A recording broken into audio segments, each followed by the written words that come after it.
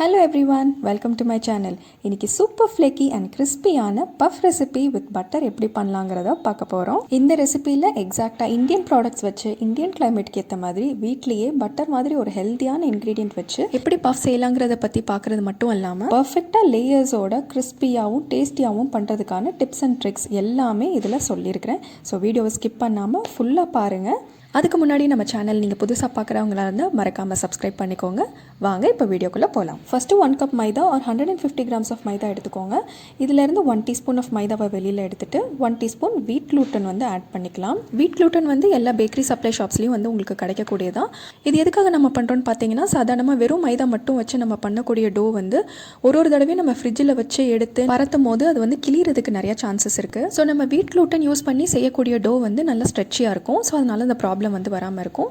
இப்போ இதோட வந்து 1 டீஸ்பூன் ஆஃப் சால்ட் வந்து ஆட் பண்ணிக்கோங்க. அப்புறம் இந்த ரெசிபிக்கு நான் நெக்ஸ்ட் யூஸ் பண்ணக்கூடிய இன்க்ரீடியன்ட் வந்து பார்த்தீங்கன்னா பட்டர் வந்து நம்ம பிரசிடென்ட் பட்டர் தான் யூஸ் பண்ணணும். இதில் தான் ஃபேட் சாலிட்ஸோட கண்டென்ட் வந்து மற்ற பட்டரை விட ஜாஸ்தியாக இருக்கும். இதனால என்ன ஆகும் அப்படின்னு கேட்டிங்கன்னா, இது வந்து ஈஸியாக வந்து மெல்ட் ஆகாது. ஏன்னா நம்ம வந்து ஒரு தடவையும் வந்து பஃப் பேஸ்ட்ரி வந்து பண்ணும் போது நம்ம ஃபோல்ட் பண்ணி ஃப்ரிட்ஜில் வச்சு எடுக்கும் போது அது வந்து அப்படியே இருக்கணும்.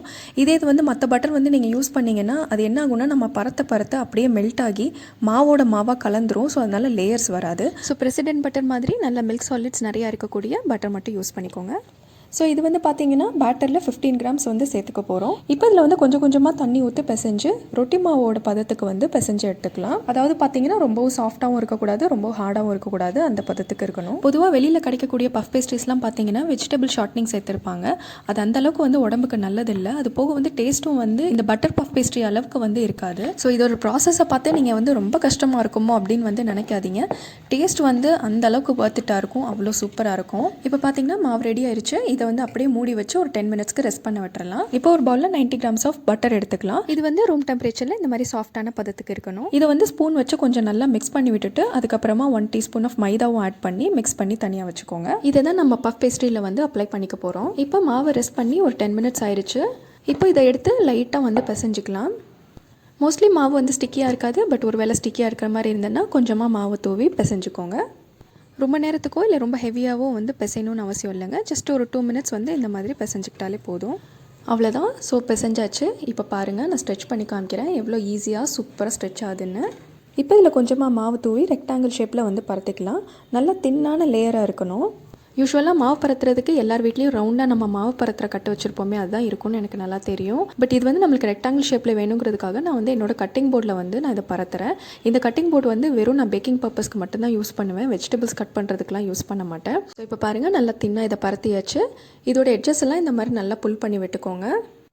இப்போ இதில் நம்ம ஆல்ரெடி மிக்ஸ் பண்ணி வச்சுருக்கோம் இல்லையா, பட்டரும் மைதாவும். இதை வந்து நடுவில் இந்த மாதிரி போட்டு 4 பக்கமும் ஃபோல்ட் பண்ணுறதுக்கு தோதா 1 இன்ச் கேப் விட்டு இந்த மாதிரி தடவிக்கலாம். அப்போ தான் நம்ம ஃபோல்ட் பண்ணி சீல் பண்ணும் போது பட்டர் வெளியில் வராமல் இருக்கும். இப்போ இதை ஃபோல்ட் பண்ணிக்கலாம். இதுதான் நம்ம பண்ண போகிற ஃபஸ்ட்டு ஃபோல்டு. கார்னர்ஸ் எல்லாம் பர்ஃபெக்டாக இல்லைன்னா இந்த மாதிரி ஸ்ட்ரெச் பண்ணி விட்டு நல்லா ஃபோல்ட் பண்ணிக்கோங்க. ஸோ இந்த பக்கத்துலேருந்து ஒரு ஃபோல்டு, அந்த பக்கத்துலேருந்து ஒரு ஃபோல்டு, அவ்வளோதான் முடிஞ்சு. ஒன்ஸ் அகேன் எட்ஜஸ் எல்லாம் பர்ஃபெக்டாக இல்லைன்னா இந்த மாதிரி ஸ்ட்ரெச் பண்ணி விட்டு ஒரு நீளமான பிளேட்டில் இதை எடுத்து வச்சு ஒரு கிளிங் ராப் வச்சோ இல்லை ஒரு பிளாஸ்டிக் கவர் வச்சோ நல்லா சீல் பண்ணி ஃப்ரீசரில் எடுத்து வச்சுருங்க. இது அப்படியே ஒரு 1/2 அன் ஹவருக்கு கூலிங்கில் வந்து இருக்க விட்டுறலாம். இப்போ பாருங்கள், 1/2 அன் ஹவர் கழிச்சு எடுக்கிறேன். நம்ம ஃபோல்ட் பண்ண மாவும் சரி, உள்ளே இருக்கிற பட்டரும் சரி, நல்லா கல் மாதிரி ஆகிட்டுருக்கு. இப்போ மறுபடியும் போர்டில் வந்து கொஞ்சமாக மாவு தூவி இதை வந்து வச்சு அதே மாதிரி ப்ராசஸ் வந்து நம்ம ரிப்பீட் பண்ணிக்க போகிறோம். ஸோ ஃபஸ்ட்டு இதை வந்து நல்லா பரத்தும் போது கொஞ்சம் வந்து டிஃபிகல்ட்டாக இருக்கிற மாதிரி தான் இருக்கும். பட் ஆனால் வந்து நம்ம இந்த மாதிரி ரொம்ப ப்ரெஷர் போடாமல் இப்படியே பொறுமையாக நம்ம வந்து பரத்திட்டே இருந்தோம்னா அது வந்து ஈஸியாக பரத்த வந்துடும். ஜாஸ்தி ப்ரெஷர் எதுக்காக கொடுக்கக்கூடாதுன்னு சொல்கிறேன்னா, நம்ம உள்ளே வச்சிருக்கிற பட்டர் வந்து வெளியில் வந்துடக்கூடாது. ஸோ அதுக்காக தான். இப்போ மறுபடியும் இது ரெக்டாங்கிள் ஷேப்பில் வந்து பரத்தியாச்சு. இதை வந்து இப்போ புக் ஃபோல்ட் பண்ணிக்க போகிறோம். அதாவது ஒரு புக் ஷேப்பில் இந்த மாதிரி எட்ஜஸ் எல்லாத்தையும் நல்லா வந்து ஸ்ட்ரெச் பண்ணி விட்டு இந்த சைட்லேருந்து ஒரு ஃபோல்டு, அந்த சைட்லேருந்து இந்த மாதிரி ஒரு ஃபோல்ட் பண்ணி நடுவில் வந்து ஒரு ஃபிங்கர் அளவுக்கு வந்து கேப் இருக்கிற மாதிரி பார்த்துக்கிட்டு இதை வந்து மறுபடியும் இப்போ வந்து நம்ம புக் மாதிரி மூடி வைக்க போகிறோம். அவ்வளோதான், இதுதான் புக் ஃபோல்டு. இப்போ இதை வந்து மறுபடியும் அதே பிளேட்டில் வச்சு கிளிங் ராப் போட்டு கவர் பண்ணி இன்னொரு 1/2 அன் ஹவருக்கு நம்ம வந்து கூலிங் பண்ண வச்சிடலாம். ஸோ இது நம்ம பண்ணது வந்து செகண்ட் ஃபோல்டு.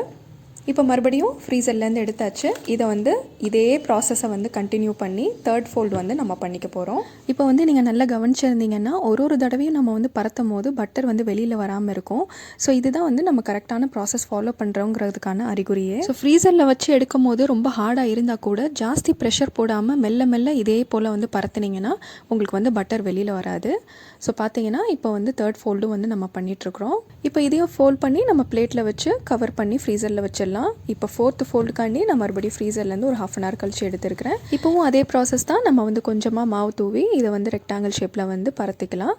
இந்த டைம் வந்து நான் வந்து புக் ஃபோல்ட் பண்ண போகிறதில்ல, ஃபஸ்ட் டைம் பண்ணோம் இல்லையா அதே மாதிரி தான் வந்து ஃபோல்ட் பண்ணிக்க போகிறேன். அண்ட் லேயர்ஸ்ன்னு பார்த்தீங்கன்னா நம்மளுக்கு 14 to 15 லேயர்ஸ் வரைக்கும் கிடைக்கும் இதில். ஸோ அகெயின் இந்த பக்கத்துலேருந்து ஒரு ஃபோல்டு, அந்த பக்கத்துலேருந்து ஒரு ஃபோல்டு, அவ்வளோதான். இப்போ இதையும் வந்து அதே பிளேட்டில் வச்சு கவர் பண்ணி ஃப்ரீசரில் இன்னொரு 1/2 hour வச்சிடலாம். இப்போ இந்த லாஸ்ட் ஃபோல்டு வந்து கூலிங் ஆகிட்டு இருக்கிற சமயத்தில் நம்ம வந்து ஃபில்லிங் ரெடி பண்ணிக்கலாம். ஸோ அதுக்கு ஒரு கடாயில் ஒரு 2-3 டேபிள் ஸ்பூன் ஆயில் வந்து சேர்த்துக்கோங்க. இதில் ஒரு 2 வெங்காயம் வந்து நம்ம சேர்த்துக்க போகிறோம். வெங்காயம் வந்து ரொம்ப ஜாஸ்தி குக் ஆக வேணாம், லைட்டாக வந்து பொன்னிறமாக வந்து வதங்கினாலே போதும். இப்போ இதோட 2 சாப் பண்ண பச்சை மிளகாயும் வந்து சேர்த்துக்கலாம். இதோட 1 டீஸ்பூன் இஞ்சி பூண்டு விழுதும் ஆட் பண்ணி அதோட பச்சை வாசனை போகிற வரைக்கும் வதக்கிக்கலாம். இஞ்சி பூண்டு பேஸ்ட்டோட பச்சை வாசனை போனதுக்கப்புறமா 2 சாப் பண்ண தக்காளியும் ஆட் பண்ணிக்கலாம். இதோட 1 டீஸ்பூன் சால்ட்டையும் ஆட் பண்ணி நல்லா வதக்கிக்கலாம். தக்காளியெல்லாம் நல்லா வதங்கி சாஃப்ட் ஆனதுக்கப்புறமா இப்போ மசாலாலாம் ஆட் பண்ணிக்கலாம். மசாலாவில் நான் என்னென்னலாம் ஆட் பண்ணுறேன்னு பார்த்தீங்கன்னா 1 டீஸ்பூன் மிளகாத்தூள், 1 டீஸ்பூன் தனியாத்தூள், 1/2 டீஸ்பூன் மஞ்சத்தூள், அப்புறம் 1/2 டீஸ்பூன் ஜீரகத்தூள், இது எல்லாத்தையும் ஆட் பண்ணி நல்லா மிக்ஸ் பண்ணிக்கலாம். இப்போது இதில் ஒரு 1/2 டம்ளர் தண்ணி ஊற்றி மசாலாவோட வாசனைலாம் போகிற வரைக்கும் மூடி போட்டு குக் பண்ணிக்கலாம். இப்போது 2 நிமிஷம் கழிச்சு பார்த்தீங்கன்னா தண்ணியெல்லாம் வற்றி மசாலாலாம் நல்லா வந்து குக் ஆகிருக்கு. இப்போ இதில் நம்ம ஃபைனலாக கொத்தமல்லி வந்து கொஞ்சமாக சாப் பண்ணி ஆட் பண்ணிட்டோன்னா அவ்வளோதான், ஃபில்லிங் ரெடி ஆகிடும். நீங்கள் ஒரு வேளை வெஜிடபிள் பஃப் பண்ணுறதா இருந்தால் இதோட கொஞ்சம் பாயில்டு வெஜிடபிள்ஸும் நீங்கள் ஆட் பண்ணிக்கலாம். அப்படி இல்லைனா பிளெயின் ஃபில்லிங்காக கூட நீங்கள் அப்படியே யூஸ் பண்ணிக்கலாம். நான் வந்து கொஞ்சம் பிளெயின் ஃபில்லிங்கும் அதோடு சேர்த்து பாயில்டு எக்ஸும் வந்து ஆட் பண்ணி எக் பஃப் மாதிரி பண்ணிக்க போகிறேன். இப்போ ஃபில்லிங் ரெடி ஆயிடுச்சு. வாங்க இப்போ நம்ம வந்து ஃப்ரீசரில் வச்சுருந்த பஃப் பேஸ்ட்ரி எடுத்து நம்ம வந்து பரத்திக்கலாம். ஒன்ஸ் அகெயின் நல்லா ஜென்டிலாக வந்து இந்த மாதிரி பரத்திக்கலாம். ரொம்ப ஹார்டாக ப்ரெஷர் கொடுக்க வேண்டாம். இந்த பஃப் பேஸ்ட்ரியை நீங்கள் ப்ரையராகவே ரெடி பண்ணி ஃப்ரிட்ஜில் வச்சு 10 days வரைக்கும் கூட யூஸ் பண்ணலாம். அவ்வளோதான், சூப்பராக பரத்தியாச்சு. இப்போ வந்து ஒரு நைஃப் வச்சோ இல்லை இந்த மாதிரி பென் ஸ்க்ரேப்பர் வச்சோ இந்த மாதிரி கட் பண்ணிக்கலாம். கட் பண்ணும்போது வந்து நம்ம கவனமாக இந்த மாதிரி வச்சு எடுக்கிற மாதிரி தான் வந்து கட் பண்ணணும். அப்படியே வச்சு நம்ம தேய்ச்சோம்னா நடுவில் இருக்கிற லேயர்ஸ் எல்லாம் வந்து ஒன்றோட ஒன்றா ஒட்டி நம்மளுக்கு வந்து அது ரிவீல் ஆகாது. ஸோ அதனால் இந்த மாதிரி வச்சு எடுத்து கட் பண்ணிக்கோங்க. எட்ஜஸில் இருக்கிற எக்ஸஸ் எல்லாத்தையும் இந்த மாதிரி நம்ம வந்து கட் பண்ணி எடுத்துடலாம். இதையுமே வந்து நம்ம வேஸ்ட் பண்ணாமல் யூஸ் பண்ணலாம். அது எப்படிங்கிறத நான் எண்டில் காமிக்கிறேன் உங்களுக்கு. இப்போ இதில் நம்ம ரெடி பண்ணி வச்சிருக்கிற ஃபில்லிங்ஸ் எல்லாத்தையும் ஆட் பண்ணலாம். நான் வந்து இன்றைக்கி 4 எக் பஃப்ஸும் 2 பிளெயின் பஃப்ஸும் ரெடி பண்ணுறேன். ஸோ எக் பஃப்ஸ்க்கு வந்து பார்த்திங்கன்னா நல்லா ஸ்பேஸ் இருக்கணுங்கிறதுக்காண்டி க்ராஸாக வந்து வச்சிருக்கிறேன் ஃபில்லிங்கை. இப்போ பஃப்ஸை வந்து சீல் பண்ணுறதுக்கு சைட்ஸ்லலாம் வந்து கொஞ்சமாக தண்ணி தொட்டு இந்த மாதிரி வந்து தடவிக்கலாம். இப்போ எக் பஃப்ஸ்க்கு வந்து பார்த்திங்கன்னா நான் 2 பாயில்டு எக்ஸ் வந்து இந்த மாதிரி கட் பண்ணி இதில் வந்து வச்சு சீல் பண்ணிக்கிறேன். இது வந்து பிளெயின் பஃப்ஸை வந்து அப்படியே தான் வந்து நான் சீல் பண்ணிக்கிறேன். பஃப்ஸை சீல் பண்ணும்போது ஜாஸ்தி ப்ரெஷர் கொடுக்காம இந்த மாதிரி லைட்டாக வந்து ப்ரெஸ் பண்ணிக்கிட்டாலே போதும். இப்போ வந்து பார்ச்மெண்ட் பேப்பர் போட்டு ஒரு குக்கி ட்ரேயில் இது எல்லாத்தையும் அரேஞ்ச் பண்ணி ஒரு 15 minutesக்கு மட்டும் வந்து ஃப்ரீசரில் வச்சு எடுக்க போகிறேன். மீன்வைல் அவனையும் வந்து கன்வெக்ஷன் பேக் மோடில் வந்து நான் 180 degreesக்கு வந்து ப்ரீ ஹீட் பண்ணிட்டேன். இப்போ 15 minutes கழிச்சு நான் வந்து ஃப்ரீசர்லேருந்து அது எல்லாத்தையும் எடுத்து எக் வாஷிங் வந்து ஆட் பண்ணிக்கிறேன். எக் வாஷிங்க்கு நான் வந்து ஒரு எக் யோக்கும் 2 டேபிள் ஸ்பூன் மில்க்கும் வந்து மிக்ஸ் பண்ணி நான் வந்து இந்த மாதிரி அப்ளை பண்ணிக்கிட்டேன். இப்போ இது எல்லாத்தையும் நம்ம 180 degreesக்கு ப்ரீ ஹீட் பண்ண அவனில் அதே 180 degreesக்கு 20 minutes வரைக்கும் பேக் பண்ணி எடுத்துட்டோம்னா இந்த மாதிரி கிறிஸ்பி அண்ட் ஃப்ளேக்கியான பஃப்ஸு நம்மளுக்கு ரெடி ஆகிடும். பார்த்தீங்களா எவ்வளோ சூப்பராகவும் அருமையாகவும் இருக்குன்னு. இது அப்படியே ஆற விட்டுட்டு ஒரு 5 to 10 minutes கழித்து எடுத்து சாப்பிட்டிங்கன்னா செம்மையாக இருக்குங்க. இப்போ இதை பிச்சு பார்க்கலாம் வாங்க.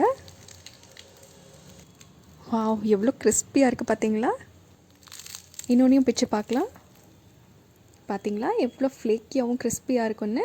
கண்டிப்பாக நீங்களும் ட்ரை பண்ணி பாருங்கங்க, சூப்பராக இருக்கும். பேக்கரியில் கிடைக்கிற பஃப்ஸை விட பன்மடங்கு சூப்பர் டேஸ்டியாக இருக்குங்க.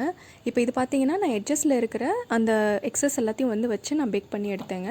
இதுவுமே எவ்வளோ கிறிஸ்பியாகவும் ஃப்ளேக்கியாகவும் இருந்தது தெரியுமா.